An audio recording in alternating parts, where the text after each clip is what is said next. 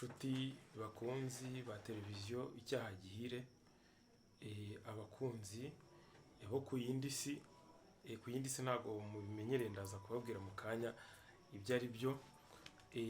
Abari mu Rwanda n'abari muri diaspora, Kristo Yezu akuzwe kandi Noheli nziza n'umwaka mushya muhire wa 2026.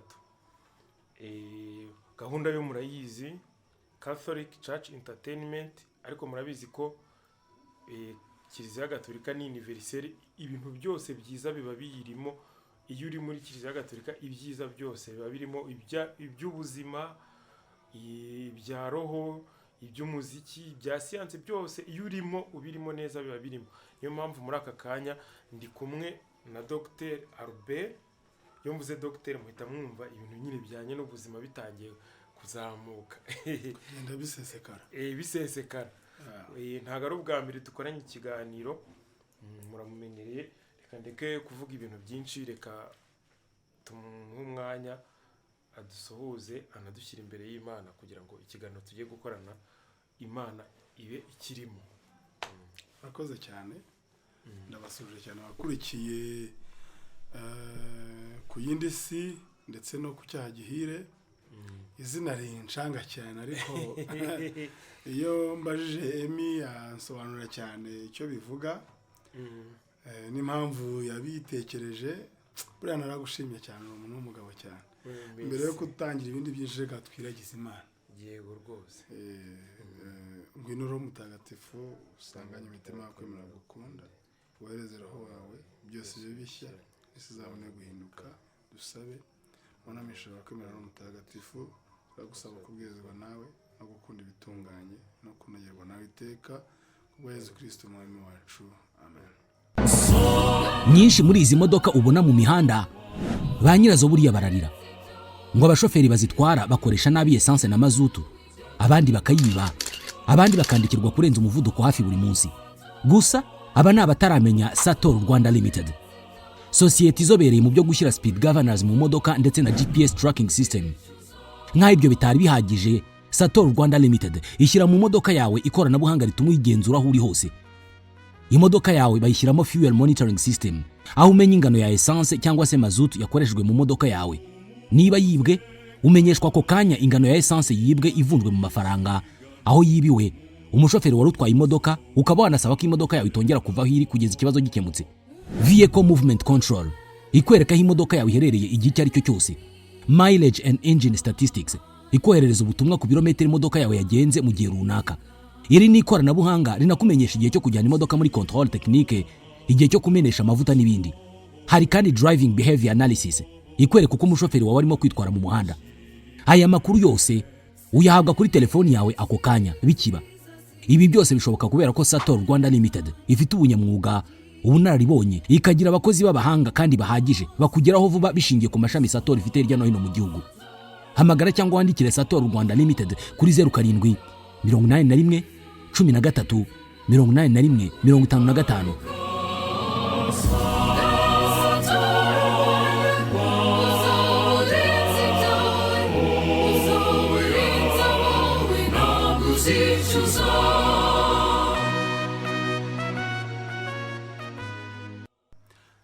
Impamvu ntakoze ikimenyetso cy'umusaraba nuko abantu benshi badukurikira bamwe ntabwo ari abagatolika, ariko gusaba Roho Mutagatifu ni ikintu cyiza cyane kuri twebwe, sibyo? Ibyo tuvuga aha ngaha bibe ari ibintu bifite gahunda, umwami Imana yishimira cyane cyane kuri Noheli. Ndabashuje rero cyane abakunzi ba ku yindi si, abakunzi b'icyaha gihire bari hirya no hino ku isi, cyane cyane abumva ururimi rwacu tuvuga rw'Ikinyarwanda. Noheli nziza kuri mwebwe no ku banyu. Murakoze. Dr duherukanye turi kuvuga kuri Alex Mutagatifu. Ese araho? Yarakuze. Yarakuze, ubu ngubu yiga muri, urabona mu bintu bijyanye na academics, systeme academique. Tugira bino byacu byo mu Rwanda bya REB, ariko hari n'ibindi bire international. Yego. Ubu ngubu Alex Mutagatifu, ibyo wamusabiraga wamenye ko byujujwe? Binyuriremo numva uko byagenze. Oya, mbere yuko mbikubwira abanza umbwira uko yenda uwakiriye cya kiganiro twakoranye tumuvugaho cyangwa feedback abantu barakishimiye. Abantu benshi babivuzeho bishimira uburyo twari turi concerned cyangwa duhangayikishijwe nuko abantu bafata uriya mwana bakamurisha hit, niko abantu benshi barabizi ko ari hit, bakamuvugaho uko yaririmbye bikaba byanarangirira aho ngaho. Numvaga byari kuba ari ikintu kibabaje cyane ku mwana ukiri mutoya. Nifuzaga ko habaho ko umwana bamureka akaba umwana, akibera umwana akava mu byo gutwika, kuko hanze aha ngaha akantu k'agatwiko kari gukora ibintu bibi cyane. Rero niba kiriya kiganiro cyaramufashije kuba yakomeza kuba umwana akiga, abantu ntibamutwara igihe cyo kujya kuri televiziyo, kuri YouTube, numva cyaba ari ikintu cyiza cyane kuri we no ku gihugu. Icyo wamusabiye rero abadiaspora baracyumvise, bamukunda, bahita bamusabira. Urumva yigaga muri externa bya bindi bisanzwe byo mu buzima nyine busanzwe, bahise bamusabira ko yiga noneho muri interna ariko muri Cambridge. Ntabwo akiri muri école primaire 2. Reka ubu yiga i Musanze, nuko ntibuka uko hitwa neza ariko Sunrise maybe hafi yitwa Sunrise, kuko ndibuka ko wabonye ko twakoze iriya ndirimbo ye ya Alex Mutagatifu dusabire mawe. Yego, ndibuka ko nifuje ko aza kuri recordinga, barambwira ngo ya ntago byakunda. Hari abantu bagiye bifuza ko mureka kumuderanja, harimo na Dr. Albert. Ako kantu ni keza cyane. Ngende sensitive ku bana, bashyiraho n'umupadiri uri responsable wabyo. Ndabiko ni sensitive ku bana, kandi umuntu wese uri responsable yabikora, kuko uyu mwana burya ageze ku mihanda, abantu bose baramukurura, kandi ntabwo bafite umutima n'ubwenge bumurundarunda ku buryo ushaka kwisanga umwana yanyanyagiye, ari iburyo ari ibumoso, ari imbere ari inyuma, ari hejuru ari hasi, ku buryo ashobora kwisanga yageze achievements aho umuntu yifuza kugera, agakeka ko yahageze akiri kuri ya myaka, no kuzivanaho yumva yageze hakure kandi akiri hafi, bikaba ikibazo kirekire. Ndiyuka ko nakubajije ngo wowe ari nkawe wamufasha iki nk'umubyeyi? Waragize uti ikintu namufasha cya mbere ni ukumuha ubufasha bwo kwiga, namuvana ku muhanda. Wowe isengesho yararyumvise, kuko tujya gukora iyo ndirimbo banze ko yenda byo kuri recording barabyanga, ariko batwemera ko tuzamufata amashusho ariko tukamusangayo muri weekend. kandi ariko umuntu wabwiye ibyo bintu n'indego nzamushake mugurira agacupa. Ni padiri. Umupadiri birumvikana ko yari yatekereje mu gitekerezo cyiza, kuko burya umwana umuretse umuhaye ubuhuru cyangwa se uburenganzira bwose yabupfusha ubusa, kuko ntabwo aba azi gukora judgment y'icyiza ako kanya n'ikitari cyiza, gutandukanya icyiza n'ikibi. Dr. turi kuvuga Alex Mutagatifu, urumva Roho Mutagatifu yahise ambwira ati Alex ni umwana noneho, kandi turi kuri Noheli. Noheli yenda kuri mwebwe mbere yuko yenda duhita tubihuza n'abana, Noheli mwayizije mute hano ku yindi si? Noheli byagenze bite?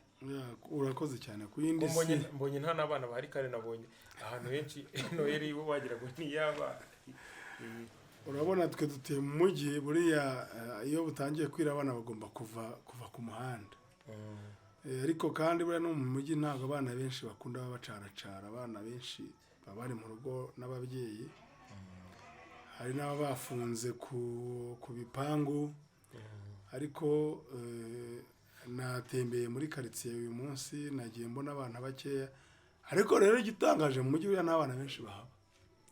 Mu bantu nahuye nabo tubaze nka 50 muri quartier za Gatenga, ntago nabonyemo abana 10, kandi uziko kera cyangwa abana bo mu mujyi ntibazerera, wasanga ntago wabyita kuzerera biri negative cyane. Abana bo mu mujyi baba bafite occupation ziri mu rugo zibafasha, bareba udutente, puis abana bavuye no mu masomo hari barushye Kigali burya abana bo mu mujyi biga ibintu byinshi biba n'amadovuwari menshi hari igihe baba bananarushye ariko ikigaragara ni uko mu mujyi ntabwo hari abana benshi nko mu cyaro. Ndabyumva nibyo. Ubwo Noheli mwe mwayizije? Twayizije nanjye mu rugo abana afite ntabwo ari bato cyane, abana tujya kungana tuba dukubitana mu miryango hirya no hino dusangira ibihari, ariko twishimye kuko burya iyo umukiza yavutse natwe tugomba kwigira abana des grands bébés, ababebe bashaje, ababebe bakuze. Dr. urakoze kutubwira yenda muri make uko byari bimeze. Ejo hari abantu twagiye dukorana ikiganiro n'abandi byo kuri YouTube live cyangwa n'abandi twaganiye ku ruhande, hari abambwiye ngo Noheli ngo ni iy'abana, niyo mpamvu ubona ngo aribo babishyuhamo ngo na misa nyinshi ngo bari iz'abana. Abandi bakambwira ati kuri Noheli twebwe kuri Noheli turya umuceri n'inyama. Abandi bakambwira bati kuri Noheli twambara imyenda, impamvu tukunda Noheli nuko twambara imyenda mishyashya. Ahubwo se imibura n'indi utari umwana. Buriya ntekereza yuko kuvuga ko Noheli ari iy'abana nuko Yezu yavutse ari umwana, kandi mu gushaka kwishushanya n'abantu yagombaga kujya muri etape zabo zose. Yavutse rero ari umwana, abaye umwana Yezu rero abantu benshi bakunda kuvuga ko Noheli ari iy'abana, ariko natwe turi abana b'Imana, sibyo? Ntabwo Yezu yaziye uduhinja turira, nubwo yaje ari agahinja byari kugira ngo etape zose za muntu aho umuntu anyura kuva mu bwana kugeza akuze abicemo, kuko ntaho hari n'igihe yabaye umuntu mukuru, nk'igihe yasuye ba Mariya na Marita harimo na aferi y'abadoresa, ariko abyitwaramo nka Yezu, abyitwaramo nk'umwana w'Imana, kuko yari umuntu rwose n'Imana. na Mariya na Marita bari abana, ariko abana bo mu kigero cyabo, abana b'Imana muri icyo gihe. Mu by'ukuri rero kuvuga ko ari umunsi mukuru w'abana, twese biba bitureba. Noheli itureba twese, abana n'abakuru, ariko wenda mu buryo butandukanye, kuko hari ahandi Yezu yavuze kera amaze gukura ati ubwami bw'Imana bumeze nk'abana. Abana nibo bakwira ubwami bw'Imana kuko ntibabeshya. Abana baba bazira inenge nyinshi kurusha twebwe. Umwana umubajije uti ese papa ariyo, aravuga ati arambwiye ngo ntabwo ahari. Ibyo rero nibyo bavuze ngo ubwami bw'Imana bubereye abo bana, kuko bafite aspect yo kuba bagabanya, bafite innocence, bagabanya ubukwavu butubamo twebwe. Okay, ni ukuvuga ntabwo tugomba kugarukira kuri icyo cyo kuvuga ngo ni abana ngo bambaye nk'abana, ahubwo natwe duhamagariwe kugira imitima nk'iy'abana. Duhamagare kugira imitima nk'iy'abana. Rwose urashe ku ntego. Ako kantu ndagakunze byataye. Dr. hari muri uko kwizihiza Noheli, ejo nakoze ikiganiro n'umupadiri w'umworthodoxe, hari ibintu yambwiye ku mubyeyi Bikira Mariya, ariko ntabwo natandukiriye kuko ntabwo ushobora kuvuga Noheli ni ivuka ry'umwami wacu Yesu Kristo, ntabwo ushobora kumuvuga wibagiwe na mama we. Birumvikana. Sava ampere. Yambwiye ngo ubwo ngiye kukubwira ko uri umupadiri, mukaya ndakubwira no kuri Bibiane. Hari ibintu iyo ngo profise nanze kukubaza background academique yawe, ndabizi ko wize mu seminari kuri na docteur, twarabivuze muri cya kiganiro cy'ubushize kandi ababikurikiye barabizi. Hari ibibazo nyine ngiye kukubaza, ibyo hari icya Bibiane n'icyo umupadiri. Umupadiri yambwiye ati Bikira Mariya ngo Yezu afite abandi bavandimwe, ngo burya ngo Yezu afite abandi bavandimwe, ambwira ko burya ngo Yozefu buriya bamushushanya ngo ari umusore, ngo atari byunguri, ngo Yozefu yarashaje, ngo yaranapfakaye. Niyo mpamvu cyajya bavuga ngo ngo bashiki ba Yezu ngo ntitubaze ngo n'abavandimwe bandi ngo ntitubaze ngo ntiduturanye ngo hari hakurya donc ngo nabo ku mugore mukuru igihe marayika yabwiraga Bikira Mariya ko azabyara umwana w'Imana icyo gihe ngo bagize ikibazo ngo nyine barahungabana kuko muri icyo gihe ngo umuco wavugaga ko umukobwa udashatse cyangwa uzatwita akiri iwabo bizaba ari amahano. Noneho Yosefu yemera kumwiringira. Umupadiri niko yambwiye yitwa Petros ngo burya ngo afite abavandimwe. Icyo ni kimwe ubwo cyangwa tubanze dusubize kugira ngo bitaza kunshanga. Ibya byose ibibazo byinshi nk'ibyo ubishakira mu muco. Umuco w'Abayahudi n'umubyo twasomye muri Bibiliya ntabwo cyangwa badusomeye Bibiliya kenshi cyangwa badasobanurira ntabwo muri polygamy buriya mu muco w'Abayahudi yari irimo gute aho batubwira umugore washatse abagabo 7 ariko umwe yabaga yarapfuye ati mu ijuru azaba uwande. Nta nubwo ari polygamy ni polyandry, umugore ufite abagabo benshi ariko batabereye icyarimwe. Ahandi tubyumva naho umugabo yashaka kuba yashurashura nk'uko bizwa ahandi ariko ntabwo byabaga byemewe, sibyo? Bigaragara ko rero ntabwo Imana twese twemera yari kujya gushakira urugero mu mugabo ufite imico mibi nk'iyo ngiyo. Ntabwo ngende umorthodoxe n'umugatolika kandi noneho uko abyemera ntabwo nabijyamo impaka cyane kuko nawe ni uruhande rwe ni umuhanda we, ariko ku byo nzi nemera nawe nigishijwe ariko nanemera na conviction mfite nyuma yaho nagiye numva inyigisho za Bibiliya ntaho nzi polygamy yari yemewe cyane ku buryo umukobwa w'isugi nka Bikira Mariya yari kuba yashatse yarashimburwa agashaka umugabo kuko ibya byose nabo bagiraga baranga kandi buriya no kuri no kumbaza umuco nyarwanda n'umuco wa Kiyahudi bijya kumera kimwe pe. Harimo de code cyangwa se ubwiru bwinshi iyo babivuze wumva bihura. Ntago rero numva ko Imana yari guteza umwana wayo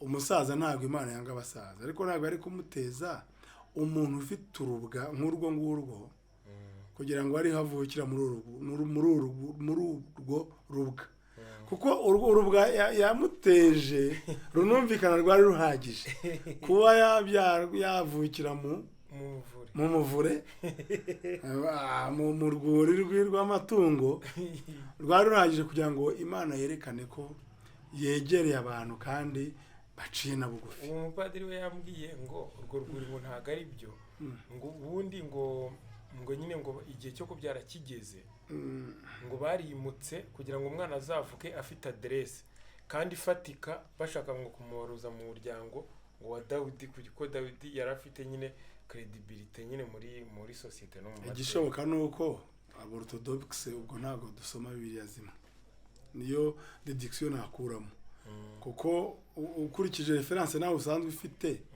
n'ibyo yakubwiye sibyo birumvikana ko tudasoma ibitabo bimwe kandi abantu badasoma ibitabo bimwe ntago ugomba kubaha judgment zimwe. Hari umupadiri wundi twaganiriye kuri iyo ngingo, Padiri Tofile we yarambwiye ngo abavandimwe Tofile abakorera ubutumwa hanze muri Espagne no muri diocese ya Nyundo.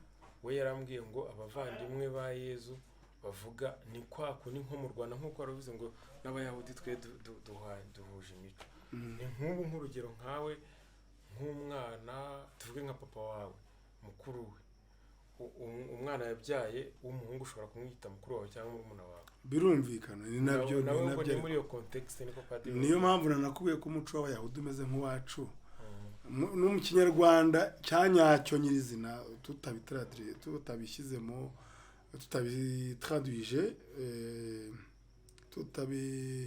harya gutorezo byita mu kinyarwanda mu kinyarwanda tudahinduye ururimi Eh, umwana wa mukuru wawe ari umwana wawe sibyo umwana wa so wanyu aba ari mukuru wawe mushiki wawe iyo bigiye mu gifaransa nibwo bitangira cousin de cousin de cousine ariko ibindi byo iby'uwo mupadiri wa kabiri yakubwiye Theophile njye nibyo nemereramo noneho nkanarenzaho ko ni par extension natwe twese abemera Kristo abemera Imana nemera ko natwe turi abavandimwe ba Yesu wow ngo wongeye mu kwemera mbere y'uko nkubaza impamvu wambaye iyo jire imeze nk'iy'abapolisi ariko yanditseho ku yindi si reka tuvuge kuri icyo ni navuge mu kanya Bibiane yakoze ikiganiro Bibiane Manishimwe uramuzi wundi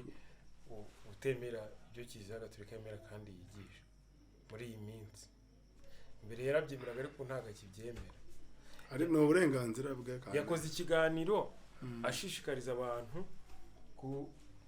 kudahimbaza Noheli kangusomere titre utagira ngo ndi kukubeshya ngo ndabihimbye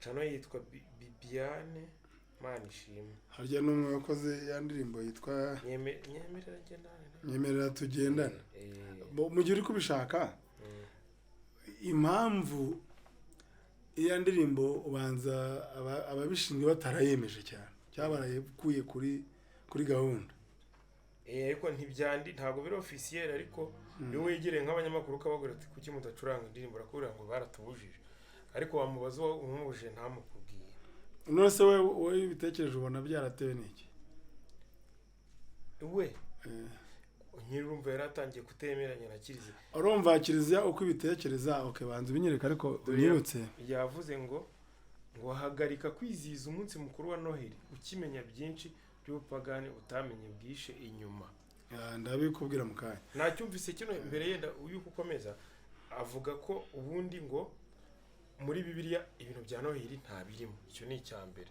we agendera kuri Bibiliya cya kabiri abakristo ba mbere ntabwo bigize bizihiza Noheli afite umugabo baramufite n'abana nka 5 none se uwo mugabo ashatse undi mugore yakwemera ashatse undi mugore wa kabiri yabyemera uwo Bibiane yego uzamumbarize kubera yuko muri Bibiliya nta hantu na hamwe havuga ko umugabo yashaka umugore umwe uwemerewe gushaka benshi ntabwo ari byo mvuze ariko ibitari muri Bibiliya byose ntabwo bikorwa nari nkubwiye ngo ntabwo Bibiliya yigeze yipronounsa mu gushaka umugore umwe cyangwa abagore benshi ariko ntabwo yakwishimira ko umugabo washatse abagabo benshi mwifurije na Noheli nziza n'umwaka mushya muhire ariko noneho we ningikomeza urita ukomeza yavuze ngo noneho ngo itariki 25 z'ukwa 12 ngo wari umunsi w'ikigirwamana cyitwa izuba noneho ngo ubukristo buje ngo kugira ngo abahagarariye abakristo bashimute abantu bizihiza icyo kigirwamana bahita babihuza ngo babyita Noheli babishyira kuri iyo tariki kugira ngo banabone uko bafata ngo abantu batazajya baza kuba bari kumwe nabo rubanda rurahiruhije ngira ngo urabizi ko n'uyu munsi muri tekinoloji ahigeze bijya bisaba ko kugira ngo nk'abantu bitabire igitaramo cyawe cyangwa kugira ngo abantu basure umuhanda wawe hari nk'akajambo ushyiraho kugira ngo bakitabire uyu munsi Noheli ntabwo koko yizihizwaga ku itariki 25 z'ukwezi kwa 12 iyi Noheli waba uzi ngo ari nk'iyakanga yizihijwe kuri 25 z'ukwa 12 byansaba gukora ubushakashatsi nicyo kigirwamana yavuze cyitwaga Sol Invictus izuba ridatsindwa le soleil invincible ntabwo yibeshye ariko wenda kubona ntabwo sinzi ko yari akazi nkuko nguko wari umunsi kuri 25 z'ukwa 12 bizihiza uwo munsi izuba ridatsindwa ariko kera abaromani n'abagereki ibi byo twizereramo Kristo nibo babituzaniye. Izuba ryigeze kuba ari imana ikomeye, sibyo? N'umubumbe ku yindi si Jupiter. Jupiter yari imana y'abaki? Yari imana y'aba Romani. Nayo mpamvu aba mu kwezi kwa Juye, burya n'ukwezi kw'izuba. Hakaba noneho abagereki bayitaga Zeus. Bo bayitaga imana Zeus. Probably ko Zeus ari ryo zuba mu kigereki. Rero kugira ngo abantu Yezu nk'umwami ukomeye ntabwo yagombaga kuba ari umuntu umunsi we kugira ngo bahurireho, wagomba kuba ari umunsi nk'uwa Emi par exemple, cyangwa umunsi wanjye. Wagomba kuba umunsi ufite ubuhangange muri wo. Ariko buriya hari umuhungu tujya turirimbana umuhanga cyane w'umucuranzi Pacifique, uramuzi? Tunezerwe turamwemera. Niwe ujya uvuga ngo impamvu y'ikintu ikibamo kuri Noheli, impamvu ikomeye ntabwo ari uko wabaye kuri 25 z'ukwa 12, nuko hariho Yezu. Kandi yasimbuye icyo bitaga imana icyo gihe. Ntabwo imana ikiri izuba, ntabwo imana ikiri ukwezi. Nubwo ushobora kugereranya ukavuga uti usa buriya nk'izuba akamaro rifitiye kuri ino si, n'ubundi bisubije inyuma izuba warigereranya n'imana. Izuba ritavuye nta cyakwera kuri ino si, sibyo se? Wowe uzi chlorophylle, wowe uzi ibintu byinshi bituma photosynthèse, uzi ko tubaho kubera izuba. Ni nk'uko hari aho bita imana inka, kuko buriya izuba, inka n'abagore nibo bashobora gutuma umuntu abaho nta kindi kintu kibayeho. Inka ishobora guha umwana amata agakura n'umugore atariho. Inka ishobora gusimbura umugore nubwo bitaba 100%. Ntabwo yaha umwana ziriya fikisuza ariko iz'ingenzi zo kugira ngo akomeze kubaho, kugira ngo akure ko yazimo, kugira ngo agere aho yifasha akarya. Izuba ribayeho rigakomeza rikitwara neza, umwana ashaka kujya arya ibinyampeke ibyo isi duha bivuye mu bimera, sibyo? Noneho n'umugore we aruta byose kuri iyo ngingo. Ariko se hari umuntu wari wavuga ngo ibyo byose biruta imana? Ibigeranyo bizakomeza bibeho, ariko ntabwo bizaruta kwa kuri kuba mu kintu nyirizina. Kwa kuri kw'ikintu kugihoramo nuko Yezu yavutse kandi akavukira kudukiza, na nyuma akazanadupfira nabyo kugira ngo yemeze burundu ko yaje kudukiza. Rero numva Bibiane yakubita agapira hasi akemera, nashaka ntayemere kuri 25. Nigeze kubaza akantu ngo iyi Noheli ni yakangaye. Uyu munsi chronologically iyi Noheli kuri 25 ibaye ari 1690. Ni nyinshi kubera ko guhuza uwo munsi kera bafitaga Noheli ariko ntibabone umunsi nyirizina wo kwikora. Nta wari ufite itariki nyirizina. Uyu munsi udafite igihe wavukiye uzi neza baguhindanga umuntu wagwaga ku itariki zingahe? Uyambere z'ukwa kangahe? Z'ukwa mbere. Abanyarwanda benshi batazi igihe bavukiye bavuga ku itariki ya mbere y'ukwa mbere. Ni abana ba Nida. Hari icyo bibatwaye se? Hari ubwo bibabuza kubabarira imyaka bafite se? Nuvuga ngo muri 336 nibwo urebye bemeje yuko bajya bafeta Noheli ku itariki ya kangahe ya 25 z'ukwa 12 kugira ngo babihurireho. Ubwo ni mu kinyejana cya kane nk'uko Bibiliya. Mu kinyejana cya kane. Ibyo yavuze niba ariko yavuze nibyo. Izo precision ziba ziri ngombwa. Byara kugira ngo abantu bagire icyo bahuriraho, nk'uko umunyarwanda udafite igihe yavukiye batari kubura igihe bamuhereye, sibyo? Atari kubura igihe yavukiye kuko wese yaravutse. Bitabaye ibyo yari kuzajya abura attestation Donesa. de naissance na Yezu rero abantu basa n'abamuhaye attestation de naissance ariko bitabujije yuko igihe cye cyo kuvuka kera ntibabyandikaga ariko cyagiyeho kugira ngo tujye tubihuriraho. uri mu Rwanda babandi bitaga abanyasamariya n'abayahudi bose bagira aho bahurira kuri Yesu.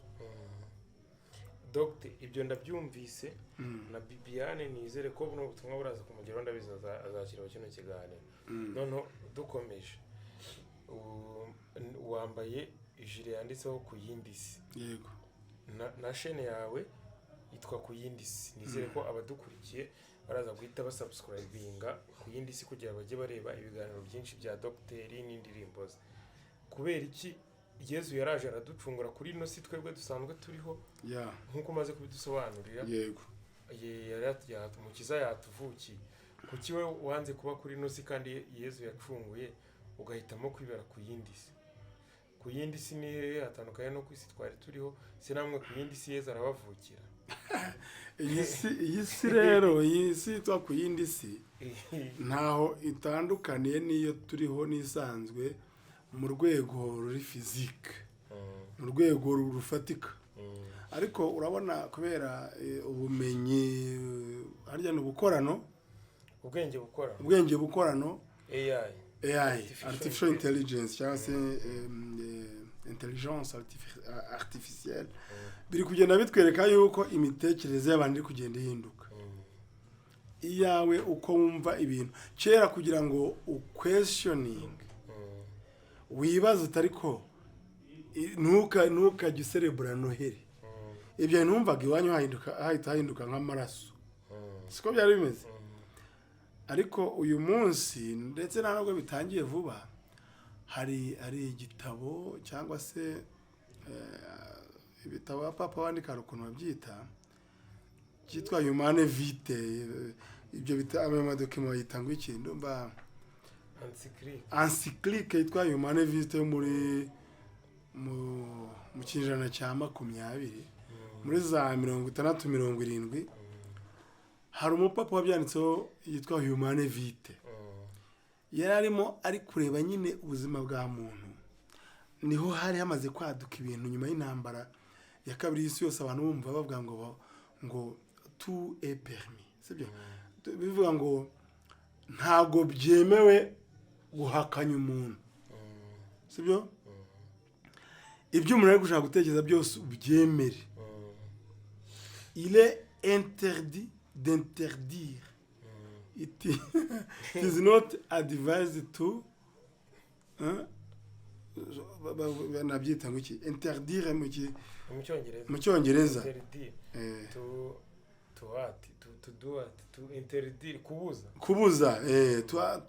kubuza umuntu aza kubyuka mu kanya. Ariko il est interdit d'interdire yo uvanze ibirimo burya kenshi biragucanga.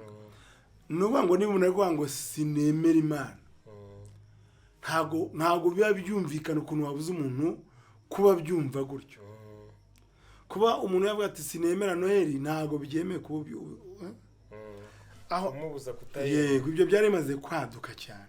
Ni naho buriya gukuramo inda byaje bikaduka ku bantu byoroshye. N'imiti gashakwa kuko kirashaka kwishaka kizika kubuza. Ariko hari igihe cyagize kiliziya ntibi gifite imbaraga zo kubuza ibyo bintu. Ubu rero aho tugeze noneho kiliziya ni rwo rwego rusa n'ufite imbaraga nke mu bigenga isi, sibyo? Ariko uyu munsi unabaje artificial intelligence cyangwa se isiza nyine AI, kwibaza hagati yawe n'umuntu ni icyo ubona gifite ubwenge. AI izakubwira ati jewe nkora process vuba cyane, amakuru yose yangezeho iyo yambaje ndusha umuntu kandi ko kwiraturusha, kandi nkora synthèse vuba n'ibindi irihuta pe. Ariko umuntu ayirusha gushyira santima mu bintu.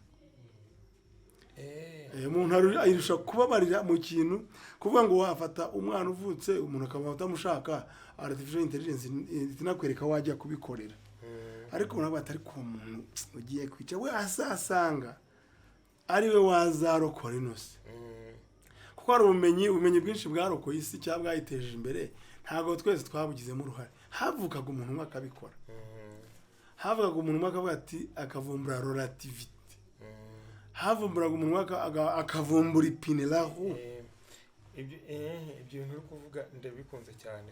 Aribyo bita ngo la philosophie c'est un regard unifié du monde. Regard unifié nyine no kugira ntugire ntufokasinge kuri ku kantu kamwe runaka, niwirebeho bahita bareba. Hari amateori bityo uri kuvuga, hari icyo bita imperialisme, idealisme. Ibyo uri kuvuga, hari umuntu waje arahaduka nka Socrate, hari ibyo yazanye, Aristote hari ibyo yazanye, ukazana relation, donc relativité, ubuni Einstein, idealisme, ubwo ni kwa Plato, kwa Aristote nabo bafite ibyo yazanye. N'undi Socrate yazana no uriya Cartésien ni umudage yitwaga René Descartes, niwe wazanye Cartésien gutekereza ibintu byo kuvuga ngo niba iki gikora gitya kikaba gikorana n'iki bu n'iki gikorana na kiriya bya logique, tuntu nk'utwo. Ariko icyo nshaka kukubwira nuko ibi ku yindi si rero ni ugutekereza gutyo. Ese ko turi kujya mu isi iri guhindura ibyo uko twatekerezaga kera umubyeyi arakubwira ati nguhaye kuri kara gasozi, ubu umwana asigaye yumva yanagira ijambo mu kubyamagana, sibyo? Ese imizi hatabaye amategeko ko abana bamara ababyeyi, kuko umubyeyi aravuga ati nutamasi impemera, hakazaho amategeko agenda bivugura. Ariko icyo nashaka kubwira nuko ku yindi si twageze ku yindi si, turi ku isi physique, turi kumwe, tugenda n'amaguru ahantu, ujya uracyasura umubyeyi Nyabitimbo, ndacyamusura mu majyaruguru, ndacyasura ababyeyi ahandi batuye hirya no hino n'inshuti. Ariko imitekerereze yarahindutse, hari indi si digitale turiho, hari indi si digitale turiho. Rero ku yindi si naho hantu hatari iyi si tutambikaho n'amaguru, kandi nayo itugeraho. Ubu uyu munsi ibyo tuvuze hano, umubyeyi wa Nyabitimbo arabyumva. Kera byasabaga iposta na bisi ya Onatracom. Ubu uyu munsi ni ugukanda ku kantu agahita yumva ibyo uri kuvuga. Dr. urakoze cyane kutubwira icyo kintu neza. Wowe wagize amahirwe yo kugira iyo revelation, ugera ku yindi si, unakora platform yitwa ku yindi si, uza aho ugomba gufashiriza abantu kuzamuka bakava mu byakera, mu isano rya kera bakaza ku yindi si, mu isi digitale. Ubona nkawe nk'umukristo, ubukristo bugeze he? Evangelisation igeze he muri iyo ntambwe, muri urwo rugendo rugana ku yindi si? Icyo dushima nuko evangelisation catholique niyo nshaka kuvuga. Yego ni nayo nzi, abandi ntabwo nzi byabo. Hari ese ndi gushaka gukoraho igitabo cyitwa ngo A Layman Christian View, Christian's View on Today's Evangelization. Uyu munsi kujya mu misa buri munsi kuri katedrali hehe hose bishobora kuzagorana kera, bishobora kuzagorana mu mpande zirenze imwe. Ya mbere nuko hari igihe biba ngombwa ko abantu batajyayo. Nk'uyu munsi hari kiliziya zafunzwe kubera kutuzuza ibisabwa. Unose abakristo baricaye ntibasenga cyane bakurikiza evangelisation. Ibyo byose ni ku yindi si ho ntabwo ibyo bintu byo gufunga biba. Ni ku yindi si ntabwo wafunga. Ikindi gikora kiriho nuko mu minsi yashize kuva mu 2019 na 2020 twabonye icyorezo cya COVID. Nabwo wabonye ko abantu bamaze imyaka hafi 3 badakorana, batagira amateraniro. Kandi evangelisation yarabaye. Twagiraga misa z'abantu bake ariko bakabwiriza imbaga nyinshi kubera ibikorwa byo ku yindi si. Hari n'igihe haje icyorezo cyitwa Marburg na mafièvre hémorragique, les fièvres hémorragiques, virales hémorragiques, harimo za Ebola, harimo za Marburg n'izindi nyinshi za Lassa. Ndumva bizi nk'umuntu wize public health. Marburg bigize bananza bakujya gutanga support. Nabwo wabonye ko haba iyo bikomeza nabwo twari kuguma mu rugo. kandi evangelization yari gukomeza kandi evangelization yari gukomereza kuri iyo yindi si. Ku yindi si nka cano ni ikigereranyo cy'irindi sanzure rishoboka, irindi sanzure rishoboka hirya y'isi tugendaho, kandi ubona ko gifite impact ikomeye. Unasibye n'ibyo, usibye na evangelization n'ibindi biraza, n'abatukana bashaka gutukana, n'abica amategeko bashaka kugendaho. Kuri iyo yindi si naho amaherezo ni ukuzagushaka n'abandi bantu babifite babishoboye, tukagerana n'andi mategeko, cyangwa se sinzi ko ari twe tubishinzwe, ahubwo tugashaka uburyo ki twumvikanisha kuri iyo yindi si abantu bo bahitwaraho gute, kuko hari n'abantu bakorera ibibazo ibyaha byinshi binabateza ibibazo. Ngira ngo urabizi muri no minsi numvise Mutesco yari no kubivuga, hari ikiganiro nabonye mu gitondo ejo bavuzeho hariya n'ibikonoshwa byose n'ibigoryi bihita bigira ijambo, kuko nta mategeko nyine bivuze gutyo kubera iyo ntuza waruvuze. Umuntu wese urabona kera nko muri quartier wavukiyemo ibyuma ntaza kubigira, reka twere kubita ibigoryi n'ibikonoshwa, ni ukuvuga ngo ni abantu babyumva batyo. Umuntu wese buriya hari oya Dr. bureka gatoya, uribuka kera muri quartier wavukiyemo, buri quartier yose igira umuntu ubuzi gutukana kurusha abandi. Yego, urabizi. Yego, nuzi gusebanya, nugira umunwa, urabizi. Yeah, of course, yeah. Abo bantu usibuka ko ubundi busanzwe nta jambo bagira mu ikoraniro ry'abandi. Yego, kugira ngo bataza kuvaho batukana. None ino si rero yindi turi kuvuga utubwiye umubumbe, suzi ko utanga ijambo se ku buryo ahubwo none abo ngabo usanga ushobora gusanga iyi mihanda babyita ngo ku mihanda. Abo bantu nibo benshi kurusha ahubwo abagomba abakera bari bariseriye abasaje. Ahubwo ngenda gushimiye ko wakoze no platform kugira ngo ujye uhamagara abandi, ahubwo uhamagara abantu benshi bazi ubwenge ku yindi si huzureho ama content y'ubwenge atari ibyo bitutsi turi kuvuga. Emi naje gusanga kubera nyine nabikozeho ikimeze nk'ubushakashatsi kinini, naje gushaka akantu ushaka kuzita Cisco's syndrome, kubera cyangwa se Albert syndrome, kubera izina Albert syndrome, syndrome d'Albert. Navuga ngo atari ko ari nge mbifite, ariko kubera ko nanjye nshaka kubigira n'abandi bose. Navuga ngo ugeze kuri inyuma ya lenses, iyo lenses zigutunzeho itara, ijisho rya kamera, hari ukuntu iyo wisubije inyuma 1 2 3 4 wireba ugasanga utangaje, sibyo?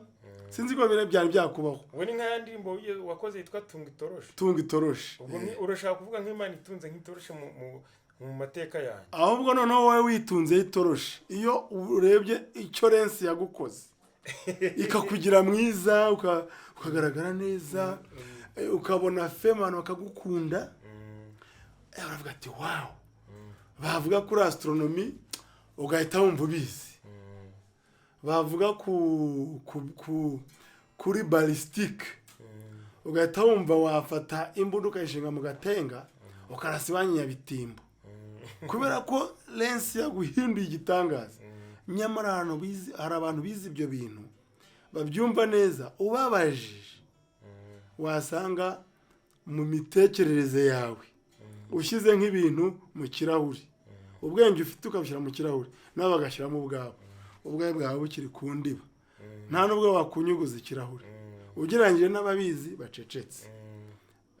Buriya wari uzi ko nko mu Bushinwa kugira ngo uvuge kuri subject, abantu bakora social media mu Bushinwa nubwo idakora cyane bayirimita. Kugira ngo uvuge ku kintu ugomba kuba ufite certificate ku kizi. Ntabwo ushaka kugenda ngo uvuge mu kubaga abantu utarabyize. Ntushaka guhirahira ngo uvuge subject y'amategeko, ngo uvuge ngo Emi bamureze icyaha bamufunze ngo yarenganye.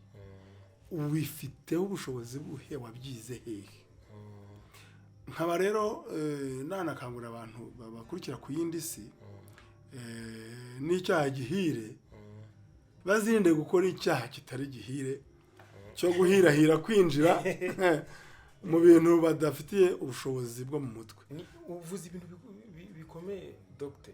nyine nibyo biri ku mihanda muri no minsi usanga nk'umuntu ngaho ngo ni pasiteri ngo na apotre kandi njya numva bo birangira banasebanyije kuvuga ngo urango yahoza ngo aragira ingurube ngo urango yereraga abana ngo ha ese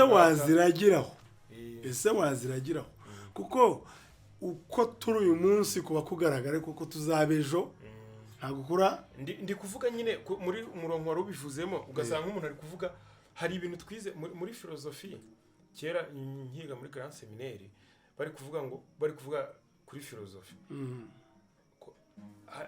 ngo hari ibintu impamvu tugomba kumenya filozofi umuntu wese wize ugiye muri kaminuza agomba kubanza akagera introduction à la philosophie hari inshingano mu buzima busanzwe zihagije nk'urugero kujya kumenya kujya kuragira inka ukazicyura ukamenya ko igiye kurya imyumbati ko yica ukayigarura ntago bisaba ko basic ntago bisaba ko basic skills ni basic kujya kumenya ko urajya kuvoma amazi ukayazana ariko kuvuga ngo ugiye kubaga umuntu ntago ibyo biri basic ntago umuntu wese nyine yabi ntago byimeza mu cyuzi nka ko batwigishaga umugani bakamibwira aho cyisi uzafukurira iba gushyiramo amazi amafazi yimezamo none se ni gute umuntu noneho umuntu aza kuri YouTube akaduka agatangira kuvuga hari uwo nabonye ejo bundi wasobanuye ngo dialyse aravuga ngo niba ari uburyo bwo kongera amavitamine ngo mu maraso urumva nibyo ni dialyse yavugaga kuri mugenzi we wari hari wa wundi witwa ngo bose babireba umudamu we hari ikibazo yagize gisaba ko bamukorera dialyse none haduka umuntu w'umupasiteri araza asobanurira abanyarwanda ko dialyse ari uburyo bwo kongera amavitamine sinzi amazina yayo yavuze mu maraso wenda urumva ndi kubivuga Dr. icyo nuko kimbaje ndi na muganga biranashimije kuko n'undi munyarwanda wese wenda utarumvisha amakuru ya nyayo dialyse ni uburyo bwo kuyungurura amaraso yajemo imyanda myinshi ku buryo agera mu mpyiko ameze nk'ibyondo sibyo noneho impyiko zikananirwa kugira gute gusohora imyanda mu mubiri nko kugwa mu bisogororo byinshi ku buryo kwivanamo bigorana kidney nephrons ziba zarapfuye umve ko mba nibuka ndumva ubizi zifite ikibazo ariko nanjye ubwo kubyinjiramo ngendamo gahoro kuri ya yindi sinakubwiraga kuko nanjye umu nephrologist inzobere mu kuvura impyiko ije ikumva ibyo ndi kuvuga ngaho avuga ati yewe wenda utuzi turimo ubumenyi burimo bwayungurura karahuri agahumuramo nk'ibintu bya urology ariko nta yambwira ati abanyagendera gake nkuko nanjye asanze ndi kuganira amagufwa yavuga ati uwo muntu ibyo ari kuvuga mu bitega amatwi ibyo nibyo nkuko waza kubaza ati ibintu byo gukora indirimbo za Kiliziya Gatolika zikagira fame nsanze uri kubivugaho natega amatwi nakwicara nk'iyi ariko ushobora gusanga hari umuntu uzabivugaho akavuga ko uri umuswa nkaho bidahagije akavuga ati n'indirimbo zawe ntizirebwa aho namubwira nti tugende gake rero niyo mpamvu ku yindi si abantu bagoye iyo yindi si twagezemo atari gusa ibubona hano nuko tugomba gutangira kwirebaho nyine kwitunga itoroshi twatereko mbere yo kuvuga ibi bintu mfite ubushobozi ki bwo kubivugaho ko nzi ko hari abandi babivugaho kundusha ese nabegera wenda tukabiganira aho kugira ngo ntange ijambo rya nyuma niyo mpamvu yo kuyindi si nibutse umufilozofe wavuze ngo ce je sais que je ne sais rien ngo le début du savoir intangiriro yo kumenya ubwenge ni ukwemera ko ntacyo uzi ce que je sais we yaravuze niba ari Descartes menye no ni Socrate niba ari Socrate ce que je sais c'est que je ne sais rien ni ukuvuga ibindi byose urumva bari baramwigisha ibintu abirunda mu mutwe we n'ibiki byose ariko adashobora kubona proof noneho aravuga ngo icyo nzi cyo mfitiye proof nuko ntacyo nzi niwe Icyo cyonyine yari wanditse afitiye proof. Socrate icyo nibwo yaravuze ku ishuri rye connaître toi-même. nicyo Ariko impamvu yabivuze nuko yari amaze kumenya yuko nawe ati nanjye ubwanjye siniye sibyo icyo nzi cyo nuko ntacyo nzi none ahita abwira abanyeshuri be ati ugiye wimenya ubwawe yazanye imibirikira urabyibuka urabizi imibirikira itatu ya Socrate urayizi cyane passoire niwe wavuze ngo niba umuntu akubwiye ibintu bibi ku muntu uzajya umubaza ibibazo bitatu mubikira wa mbere ibi umuntu wakubwiye ibyo bintu urizera ko ari ukuri aturumva yaraje bati umuntu wabivuze uramuzi ngasanga ati ariko nabyumvanye nose neme yavuze ati nayo numvaga bivuga ko yabyumvanye undi muntu okay nose ubwo icyo waba gutsindwa icyambere kuko suruse ntuyizi icya kabiri akabaza se ibyo bintu yavuze unukuri ati ko nabimwumvanye nakwemeza gute ko ari ukuri hati rero ntabwo ari ngombwa kubivuga ko atari ukuri passoire ya kabiri cyangwa umubikira wa kabiri uratsinzwe uwa gatatu ibyo bintu se wumvishe bifite agaciro byubahishije n'uwabivugagaho ntibimusebeje ntibimwambitse ubusa ati yewe ibintu byamusebeje akavuga ati utsindwe byose ntuzi aho byavuye ntuzi ko ari n'ukuri nta nubwo ari byiza kuri we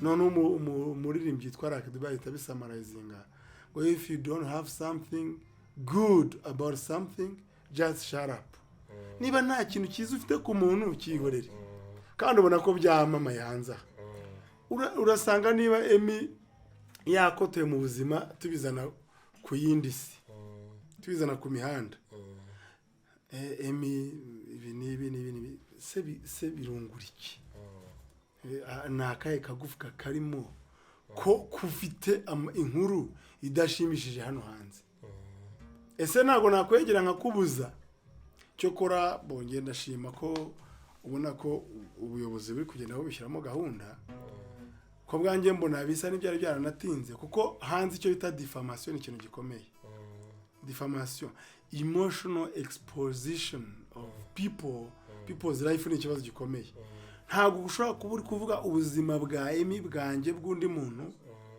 kuri no mihanda nta burenganzira guhaye nandetse ku bantu bazi ubwenge bwisumbuyeho niyo yaba bigusabye hari bidakwiye kuzana ku muhanda ndumva wanyumvise neza nawe nabyumvise Dr. hano ku muhanda ku yindi si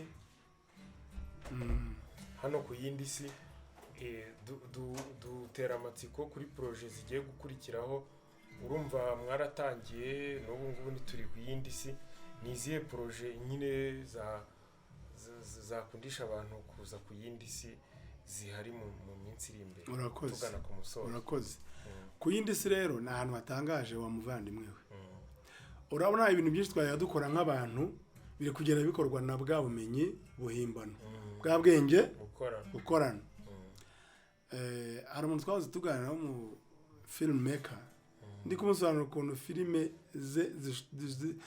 uzigeranyije na filime ubumenyi bukorano bwakora ntaho byahurira icyambere ntiyibeshya kuri content n'uburyo iyishyira mu bikorwa kuko igira ya logique nakubwiye ikora processing nyinshi cyane ntabwo ushaka kuvuga ngo Emi yakubise umuntu afite igisunzu n'agakupe kameze nk'ako gutyo none mukanya ngo igwara uri gukubita umuntu ingumi wambaye ufite afro izakomeza yibuke ko uri gukubita umuntu ingumi wambaye usokoje gutyo none akubita undi none ajya mu biro ube umeze gutyo niba ari mu minsi yegeranye sibyo ariko umuntu ashaka kuzabikora akabona hari nka sena atashyizemo akagusubizamo warahindutse ukundi kandi bigaragara ko urabireba arasanga ibyo mwakoze ari byegeranye warazanye imvi kandi warakoze kera utaragira imvi. ibyo babyita accuracy artificial intelligence cyangwa se ku yindi si ntabwo ibyo bintu bibaho byo gukora ibintu parapara. Yego ibintu bijya kuba vraisemblable. Ari nayo mpamvu vraisemblable, ariyo mpamvu nanakubwira ngo ku yindi si hazagera igihe akazi k'umuntu gashira. Nanze kuvuga akamaro k'umuntu, akazi k'umuntu gashira, kuko ubwo bwenge bukorano buzaturusha gukora ibintu bihambaye kandi bidafite kwibeshya. Nk'abandi gukangurira n'abajene rero batangire basome ibitabo, bajye kuri internet banabaze n'uwo muntu witwa ku yindi si cyangwa baze iyo yindi si, babaze ejo hari akazi ki.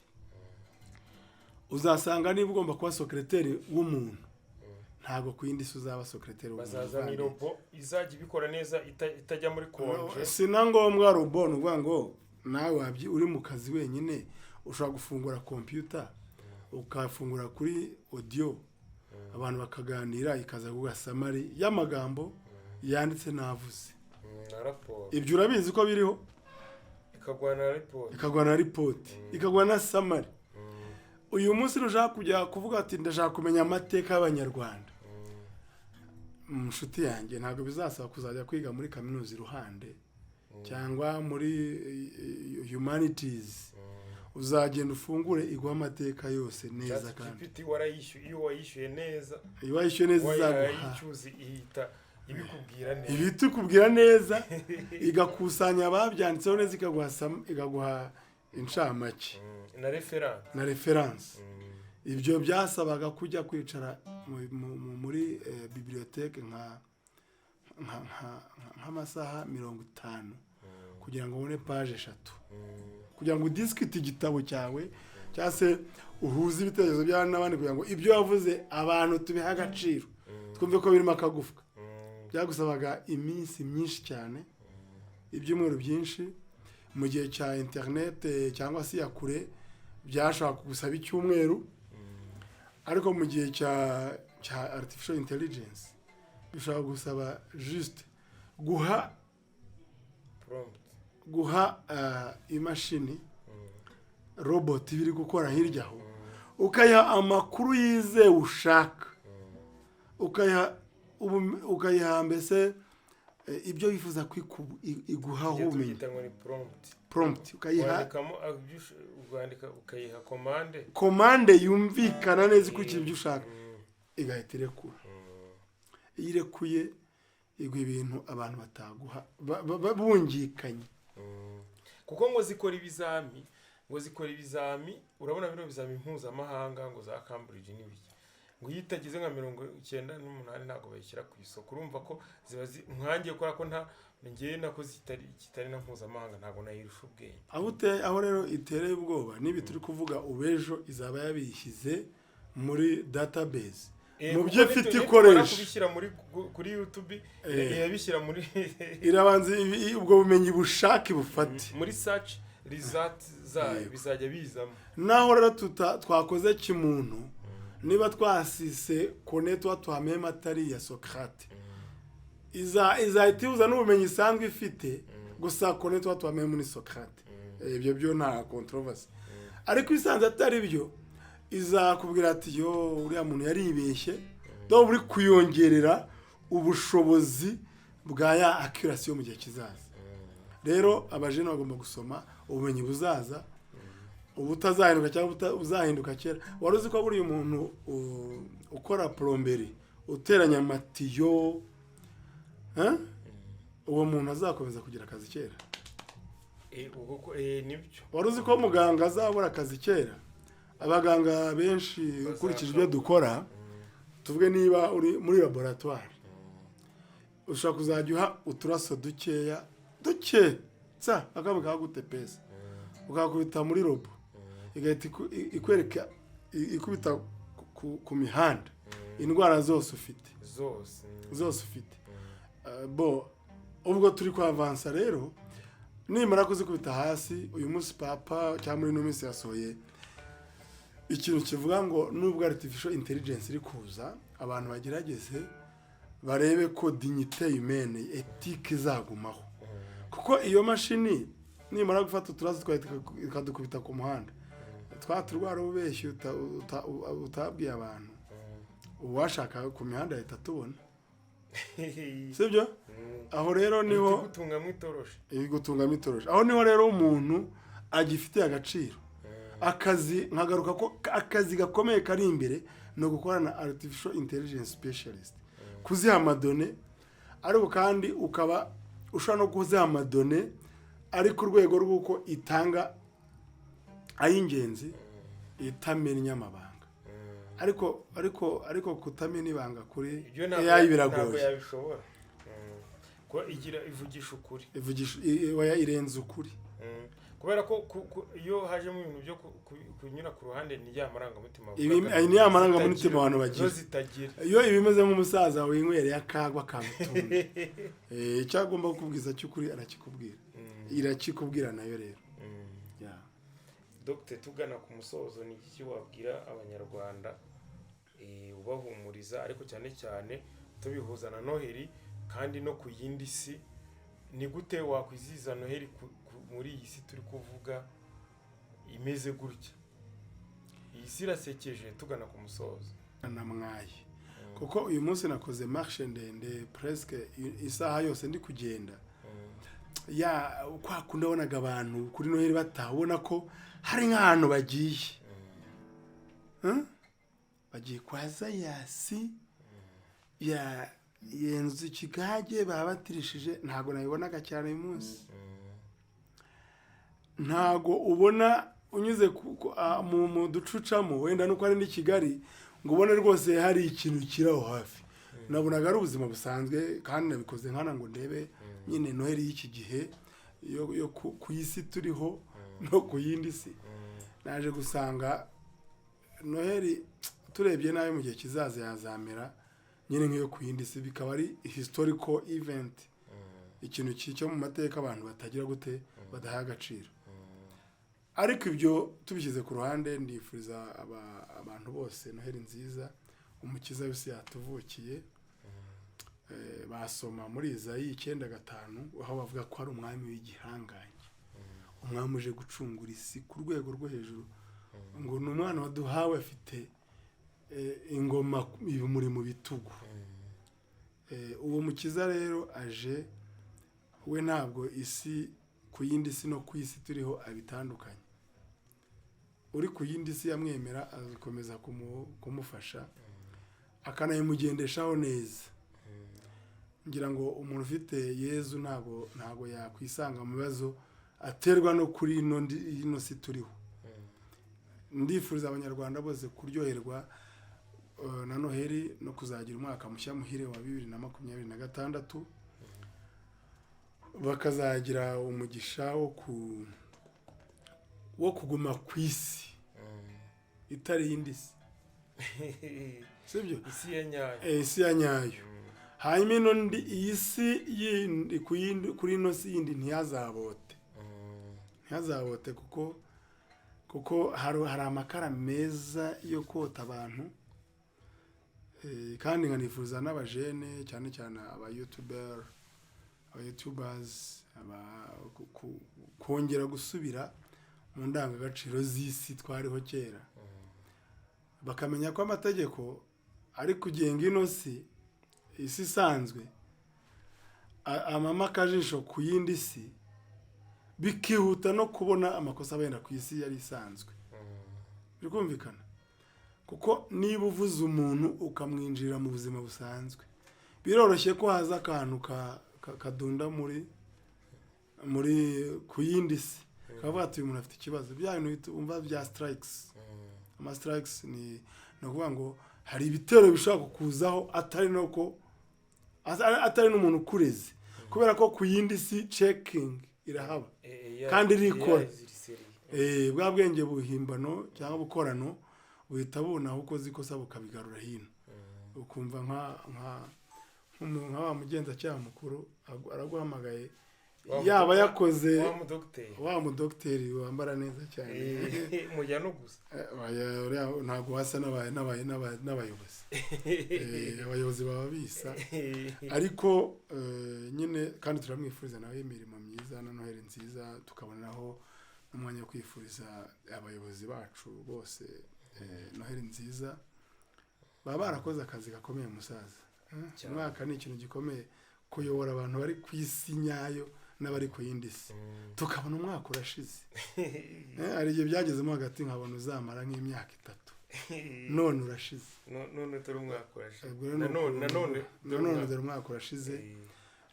ni ukubashimira uburyo baratuyoboye imbere bakadukumakuma muvandi kugira ngo twese tugenda tuvuga ngo dushyiramo dosinerebusi mu bintu ushyiramo akariro gake na feri kuko burya wareka abantu turiho kuri iki gihe tukagenda ku muvuduko isi ifite twagwa ruhabo tuba dukwirira abantu bakumakuma batubwira ati nyaboneka turifuza rero ko nabo umwaka utaha bazagira akazi gakeya kuri iyo ngingo tukaborohera tukamenya amategeko agenga isi turimo no ku yindi si ariko tukavuga tuti ese